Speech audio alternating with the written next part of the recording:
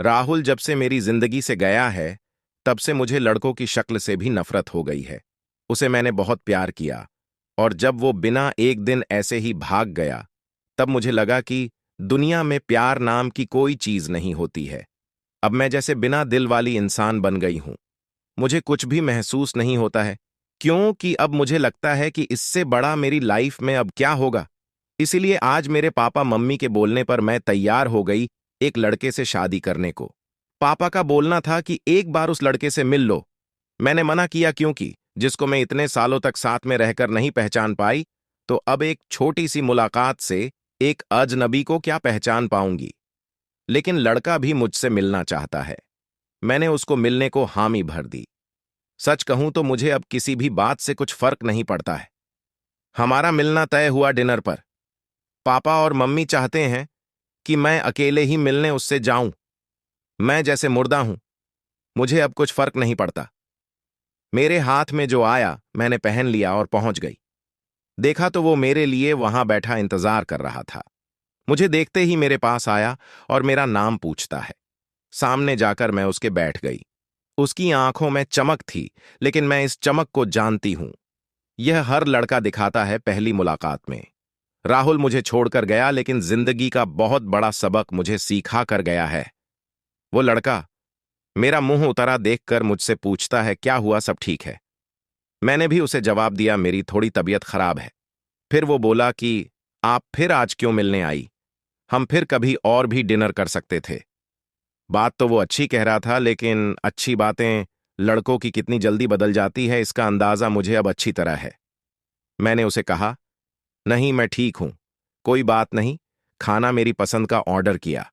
फिर अचानक उसको किसी का फोन आया, और जब फोन पर उसने बात की तो मैंने तय कर लिया कि अब मैं इससे शादी नहीं करूंगी। फोन पर उसने अपना नाम बताया सामने वाले को, और ये वही नाम था जिसे मैं अब कभी सुनना नहीं चाहती थी। उसका नाम भी राहुल था। मैं भी हैरान थी।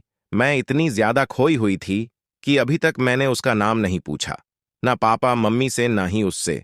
मैं एकदम से खड़ी हो गई और उसको बोला कि मैं जा रही हूं, मेरी तबीयत ज्यादा खराब है।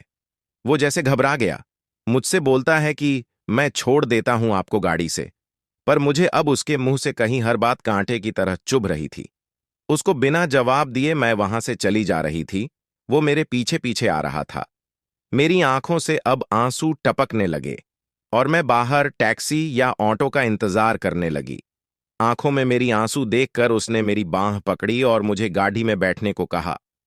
उसने मेरी बांह पकड़ दी, बस इतना तो बहुत था मेरे अंदर की आग को निकालने के लिए, और मैंने उसके मुंह पर जोर से एक थप्पड़ मार दिया। वो जैसे हक्का बक्का रह गया, और फिर उस राहुल की भद्दास इस राहुल पर निकली, और मैंने कहा, तुम लड्डेच के अपने आप को समझते क्या हो? जो मन चाहा वो करोगे क्या? जब तुम्हारा मन किया किसी का हाथ पकड़ ड्याच लेते हो। जब मन किया बिन बताए भाग जाते हो, और वो बस चुपचाप मुझे खद्दा देखता रहा। टैक्सी आई और मैं बैठकर वहां से चली आई। आते वक्त मैंने उसका चेहरा भी नहीं देखा। अपने कमरे मैं आने के बाद 1 घंटा मैं और रोई। पापा मम्मी को कुछ नहीं बताया। सुबह मैं जगी, लेकिन सच बताऊं तो रात को जो भी मैंने किया, उसका मुझे कोई अफसोस नहीं हो रहा था।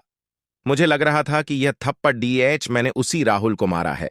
थोड़ी देर बाद ही बाहर होल से मुझे आवाजें आने लगी। मम्मी, मेरा दरवाजा बजा रही है। मैंने दरवाजा खोला। मम्मी बोलती हैं कि राहुल आया है अपने मम्मी पापा के साथ, जल्दी तैयार होकर नीचे आ जा।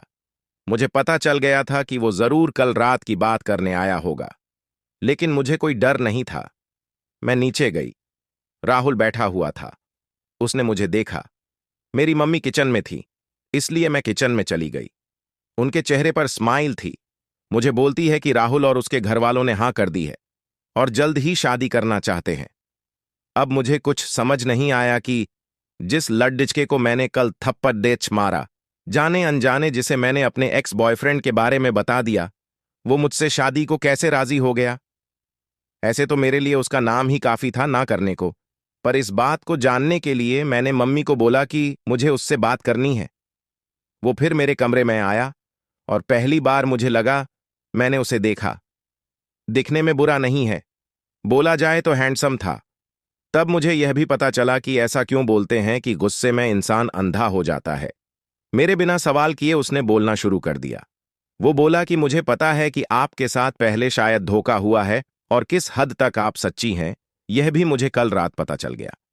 इसीलिए मुझे आपसे कल रात ही प्यार हो गया और मैं चाहता हूं कि आप मुझे मौका दें आपको गलत साबित करने का, कि सभी लड़के एक जैसे नहीं होते। उसकी यह बात सुनकर मैं न नहीं कर सकी। एक वो राहुल था जो मुझे प्यार पर से विश्वास उठा गया और एक ये राहुल था जो फिर से मुझे बिलीव करा रहा था कि प्यार होता है। तो दोस्तों, ये कहानी आपको कैसी लगी हमें कमेंट करके जरूर बताइए और इस कहानी को अपने दोस्तों के साथ शेयर जरूर करें। धन्यवाद।